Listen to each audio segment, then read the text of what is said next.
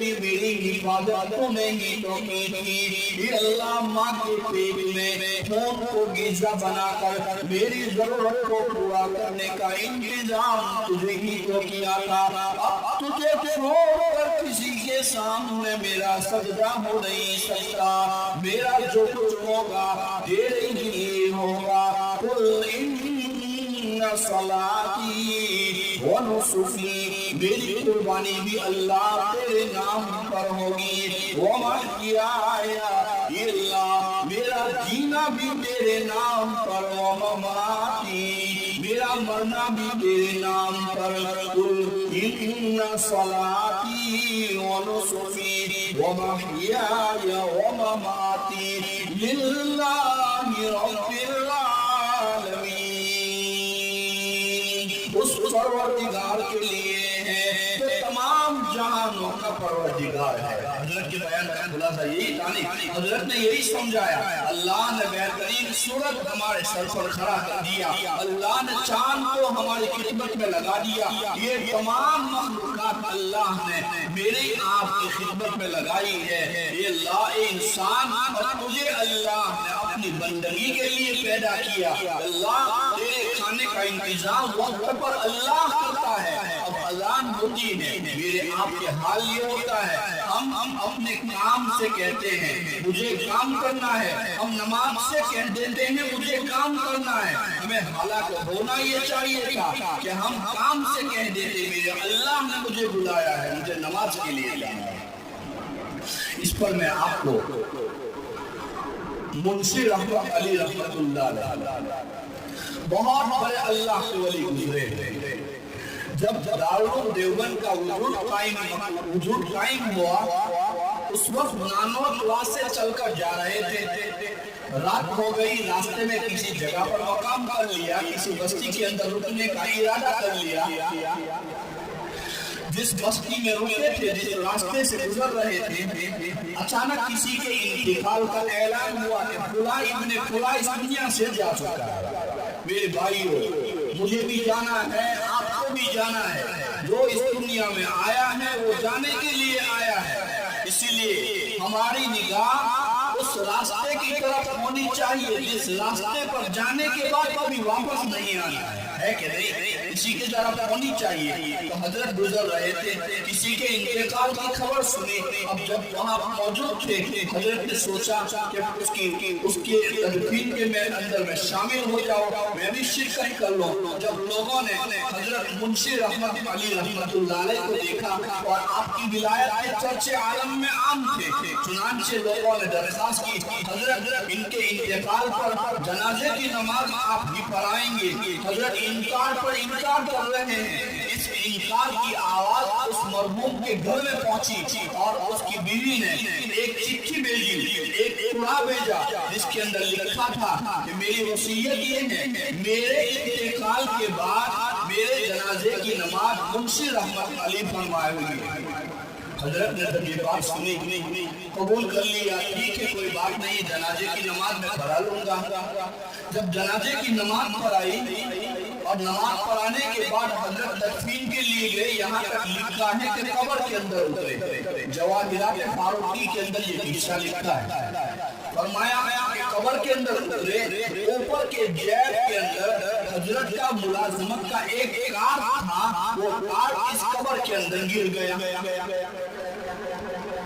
چنانچہ حضرت رحمت اللہ علیہ اپنے مقام دیوبند تک پہنچ گئے. پہنچنے کے بعد اپنے جیب کی تلاشی لی تو وہ کارڈ ملازمت کا نہیں تھا. حضرت کو یقین ہو گیا کہ وہ کارڈ میرا ابن فلاں کی قبر کے اندر میں اترا تھا. ہو سکتا ہے میری ملازمت کا کارڈ وہیں پر گر گیا. چنانچہ وہ گئے اور جانے کے بعد मोहल्ला वालों से दरख्वास्त की कि मेरी आपसे एक दरख्वास्त है, हो सकता है मेरी मुलाजमत का कार इस मरहूम की कब्र में मेरे ऊपर वाले देव से गिर गया है। अगर मेरा कार गुम हो जाएगा, मेरी दुनिया का खतरा है, इसलिए कि मुलाजमत पर इस कार के बगैर मुझे दाखिला नहीं दिया जाएगा। लोग खुश हो गए, हजरत आप तो बड़े अल्लाह के वली हैं, हम आपको कैसे इनकार कर सकते हैं, चलिए हम भी आपकी मदद के लिए आपके साथ आते हैं। बस्ती वालों के साथ कब्र तक पहुंचे, कब्र को खोदा गया, अभी कब्र को खोद रहे थे, लिखा है कि उनकी कब्र के अंदर अल्लाह ने बेहतरीन गुलाब के फूल लगा दिए थे और हजरत फरमाते हैं इस कब्र से बेहतरीन खुशबू गुलाब की फूल रही थी। हजरत खुशी के मारे दौड़ते हुए बस्ती में उस औरत के यहाँ दस्तक की और पूछ लिया, मेरी बहन आपसे एक सवाल पूछने आया हूँ, आप बताइए मेरे शौहर का कोई खास अमल क्या था। देखिए इखलास का बनना, अल्लाह के लिए कोई काम करता है, अल्लाह की रज़ा मकसूद होती है तो अल्लाह क्या इनाम देते हैं, देखिए मजा आ जाएगा। फरमाया कि तेरे शौहर आखिर वो क्या काम करते थे, जिस काम की बनिस्बत मैंने तेरे शौहर की कब्र को खोला, मेरा कार में तलाश कर रहा था, इस कब्र के अंदर बेहतरीन, अभी तो 2 घंटे नहीं हुए, बेहतरीन गुलाब के फूल अल्लाह ने लगाए हैं, आखिर ये कहां से आ गए, तेरे शौहर का कोई खास अमल हो तो जरूर बताइए। जवाब दिया कि मेरे शौहर का अनपढ़ आदमी थे, कोई पढ़े लिखे तो थे नहीं, ये क्या कह सकती हूँ। फरमाया ना कोई खास अमल था जिस अमल की बरकत से तेरे शौहर की कब्र को इस तरह मैंने पाया। फरमाया जी हाँ, उनको कुरान पढ़ना नहीं आता। क्या फरमाया, उनको कुरान पढ़ना नहीं आता था। फजर की नमाज के लिए सुबह सवेरे जल्दी उठ जाते, नमाज अदा करते और नमाज अदा कर घर में आकर हसरत और अफसोस करते, ये अल्लाह मैंने नमाज पढ़ ली, मेरे बंदे जो कुरान को जानते थे बेहतरीन कुरान पढ़ रहे हैं, मैं कितना बदनसीब हूँ, मुझे कुरान पढ़ना नहीं आता। ये अल्लाह काश अगर मुझे भी कुरान की तिलावत करना आता, इन बुजुर्गों के साथ मैं भी कुरान की तिलावत करता। ये हसरत थी, दिल में एक आजिज़ी थी, जो आजिज़ी अल्लाह को बहुत पसंद है। यही है इय्याक नअबुदु व इय्याक नस्तईन, कुल इन्ना सलाती व नुसुकी, ये तमाम इसके हवाले था, अल्लाह के नाम पर कर रहे थे। उसका क्या सिला मिला, जवाब दिया कि हाँ यही कोई बात है कि उनको ये हसरत थी कि अगर मुझे भी कुरान की तिलावत करना आती तो मैं कुरान की तिलावत करता। चुनांचे कुरान लेकर बैठ जाते और कुरान की हर हरफ के ऊपर शहादत की उंगली घुमाते जाते और अल्लाह से कहते जाते कि अल्लाह मैं कुरान पढ़ना जानता नहीं हूँ, लेकिन मैं तस्दीक करता हूँ अपनी शहादत की उंगली से, ये मुनज़्ज़ल मिन अल्लाह है, ये अल्लाह ये तेरा कलाम है, ये तेरी जात से निकला हुआ कलाम है, ये अल्लाह ये तेरा खत है जो तूने बंदों के नाम पर भेजा है, ये अल्लाह मैं इस पर ईमान लाता हूँ। हज़रत मुंशी रहमतुल्लाह अलैह ने फरमाया तेरे शौहर की इस हसरत अल्लाह के नाम पर और तेरे शौहर का इस कुरान को अपने गले से लगाना, उसको इज्जत देना, उसको चुमना, इस चुमना अल्लाह को इतना पसंद आ गया कि इस चुमने की बनिस्बत अल्लाह ने तेरे शौहर की कब्र मुबारक को गुलाब के फूलों से मुअत्तर कर दिया। अब इस बात को बयान कर मैं अपने खुलासे की तरफ जा रहा हूँ। मुख्तसर ये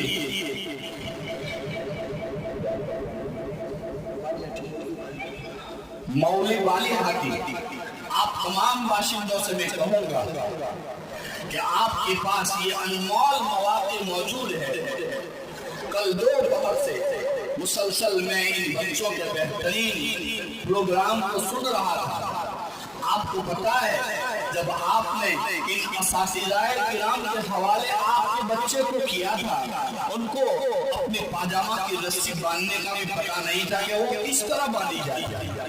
جب آپ نے اپنے بچوں کو یہاں حوالے کیا تھا، میں حافظ قرآن کے تمام والدین کو تہی دل سے بہت مبارکبادی پیش کرنے کے ساتھ ساتھ کہوں گا کہ آپ بہت مبارک ہو جو فضائل آپ نے سن لیے، لیکن آپ اس پر ذرا غور کیجئے کہ آپ کا بچہ، آپ کا یہ پھول، یہ خوشبودار کیسے بنا؟ اس کے اندر خوشبو ڈالنے کے لیے علماء کرام نے، ان کے اساتذہ کرام نے کیسے راتیں جاگی ہوگی، کیسے سرپے ہوں گے، کیسے اللہ سے دعائیں کی ہوگی، اور کیسی محنتوں کے بعد یہ آپ کا بچہ اس لائق بنا کہ آپ آج ہزاروں کے سامنے اس اسٹیج پر کھڑا کیا گیا اور ان کے ساتھ آپ کا بھی نام لیا گیا۔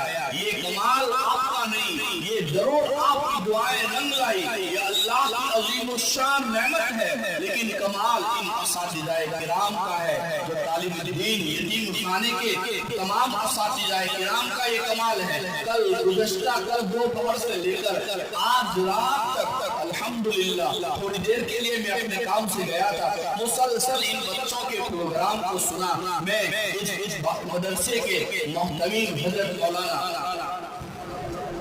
حافظ عبدالجلیل صاحب کو دل کی اتھاہ گہرائی سے مبارکباد پیش کرتا ہوں۔ ماشاءاللہ بہت اچھا کام ہو رہا ہے، بہت اچھا کام ہو رہا ہے، اور میرے ان بھائیوں کو بھی مبارکبادی دوں گا جو اپنی حلال کمائی ان بچوں کی ضرورت پوری کرنے کے لیے اس ادارے کی ضرورت میں معاون بنتے ہیں۔ اللہ کی قسم آپ کا 1 روپیہ اللہ ضائع نہیں دے گا۔ اس کے بدلے میں آپ کو کیا ملے گا ہم نہیں بتا سکتے، اس لیے کہ ہم چھوٹے ہیں، ہمارے دل چھوٹے ہیں، ہماری زبان چھوٹی ہے، اور دینے والا جو ہے اس کی نہ زبان ہے، وہ زبان سے پاک ہے، اور اس کا خزانہ اتنا وسیع ہے کہ جس کا کوئی کنارہ نہیں۔ وہ دے گا، وہ آپ کو ملے گا۔ اس لیے جن لوگوں نے ابھی دوپہر کے بعد میں نے دیکھا بہت سارے لوگوں نے اپنی حلال پاکیزہ کمائی اس ادارے کی ضرورت پوری کرنے کے لیے ان علماء کرام کے ہاتھوں میں ان حفاظ کرام کی تکمیل کے لیے لیے ہیں، جو بھی ان کے لیے محنتیں کر رہے ہیں، کسی کی محنت کو اللہ ضائع نہیں کرے گا۔ ہاں، بندہ اگر کسی پر کوئی احسان کرتا ہے، لینے والا بہت جلد اس کو بھول جاتا ہے، اس کے پیچھے پلاننگ بنانے لگتا ہے، یہ یہاں پر کیسے پہنچ گیا، اس کو یہ مقام کیسے مل گیا، اتنے اوپر یہ کیسے چلا گیا، اب اس کی اسکیم چلے گی کہ اس کو اوپر سے نیچے کس طرح ڈالو۔ میرا اللہ ایسا، میرا اللہ ہمیشہ، میرا اللہ ہمیشہ اپنے بندوں پر بے حد رحم کرنے والے ہیں، بہت کرم کرنے والے ہیں۔ آپ نے اس ادارے کا نہیں، آپ نے اس ادارے میں پڑھنے والے مہمانان رسول کا تعاون کیا ہے، اللہ کبھی آپ کے تعاون کو ضائع نہیں کریں گے۔ اور اخیراً میں آپ تمام اس گاؤں کے تمام باشندوں سے بہت ہی ادب کے ساتھ گزارش کرتا ہوں، آپ اپنا تعاون فرماتے رہیے۔ آپ کے لیے انمول موقع ہے، اس مدرسے کو دیکھنا بھی عبادت ہے، مہمانان رسول کی زیارت کرنا بھی عبادت ہے۔ آتے جاتے رہیے، قرآن کے حلقوں میں کبھی بیٹھیے، والدین آتے جاتے رہیں۔ آپ کا بچہ کیا کر رہا ہے، آپ کے بچے کے لیے اس کے استاد کو کیا قربانی دینی پڑتی ہے۔ ابھی کبھی تو مدرسے میں ایسے حالات ہوتے ہیں، دوپہر ہونے جا رہی ہیں، کھانے کا کوئی انتظام نہیں ہوتا ہے، محتمیم ایک کونے میں بیٹھ کر اللہ کے سامنے روتا ہے، اس آنسو کے قطرے کے صدقے میں کھانا ملا کرتا ہے۔ یہ آپ کے بچوں کے لیے تڑپتے ہیں، راتوں میں اٹھ کر روتے ہیں۔ میرے بھائیوں، ان علماء کرام کی قدر کیجیے، ان علماء کرام کو محبت کی نگاہوں سے دیکھیے، ان اداروں کے نورانی ماحول میں آتے جاتے رہیے۔ ان اداروں میں کیا کیا جاتا ہے، ایک کچن سے اٹھا کر آپ کے بیٹے کو کیسا ہیرا بنایا جاتا ہے۔ جب یہاں آؤ گے ان علماء کرام کے جوہر آپ کو دیکھنے کے ملیں گے۔ اللہ رب العزت سے میں دعا کرتا ہوں، اللہ مجھے بھی آپ کو بھی اللہ نے قرآن اور صاحب قرآن بنایا ہے، اللہ موت تک ہمیں قرآن پر استقامت نصیب فرمائے۔ جب تک اللہ زندگی رکھے، اللہ ایمان اور ایمان والے اعمال والی زندگی نصیب فرمائے، اور جب ہم سب کی موت کا وقت آئے، اللہ ہم سب کو قلب والی موت نصیب فرمائے۔ اللہ ہم سب کے مرحومین کی مغفرت فرمائے، جو حضرات ہمارا تعاون کرتے ہیں اللہ سب سے بجائے خیر نصیب فرمائے۔ اللہ اس ادارے کی تعلیم کو دین دگنی رات چوگنی ترقیات نصیب فرمائے۔ اس ادارے کی جتنی ضروریات ہیں ہم اللہ سے دعا کرتے ہیں، اللہ اپنے خزانہ غیب سے اس کی تکمیل کے اسباب پیدا فرمائے۔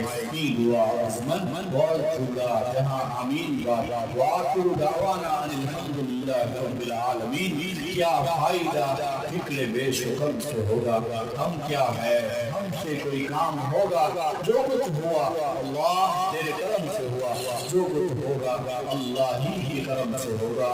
کی دعا عظمت بہت اللہ جہاں آمین وآخر دعوانا ان الحمدللہ رب العالمین۔ السلام علیکم ورحمۃ اللہ وبرکاتہ۔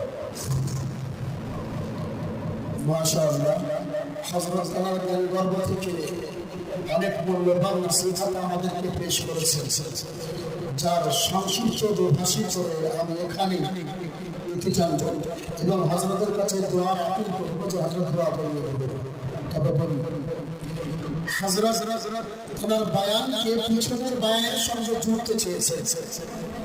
মাগরিব থেকে নিয়ে এতক্ষণ পর্যন্ত উলামায়ে কেরামদের যে জ্ঞানগর্ভ বয়ান হচ্ছিল তার মধ্যে তিনি খুলাসা বার করে সংক্ষিপ্ত বার করে তার তিনি বিশ্লেষণ করেছেন। হযরত বলছেন যে সংখ্যা